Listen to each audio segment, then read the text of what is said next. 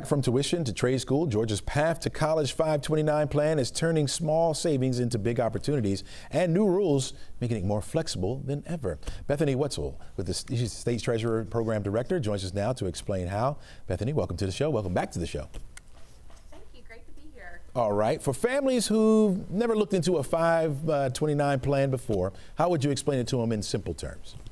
Okay, a Path to College 529 plan is a tax advantage way for families to save for college that allows them to take advantage of several tax benefits and allows earnings and savings to compound over time. So with the Path to College, it's often ranked as amongst one of the lowest cost 529 plans in the country. How do those low fees make the difference over time? Well, I mean, the lower the fees are, the more money that you're going to be saving in your account. And so as that extra money that you're saving by having low fees is going to compound and grow tax-free and tax-deferred. And so the more money you have available to save, the better, of course. You got some new features this year. Talk to me about those. Yes, some really exciting news about in the 529 space. HR 1, more commonly known as the One Big Beautiful Bill Act, was enacted in July, and it has expanded Path to College and 529 fund usage.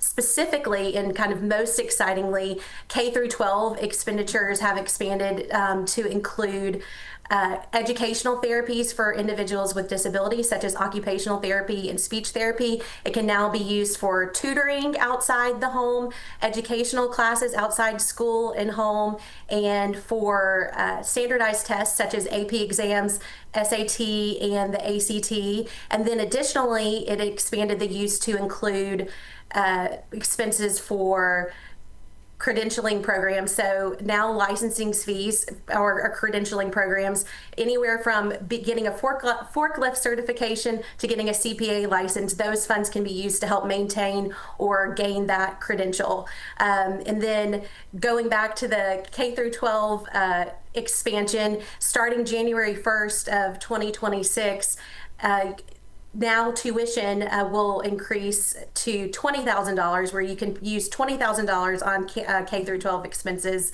going forward instead of $10,000. So we've got an expansion in the amount that can be spent on K through 12, the expansion of how the funds can be used. We've got an expansion of how they can be used for credentialing expenses. Wow. Yeah. How is this going to be a game changer?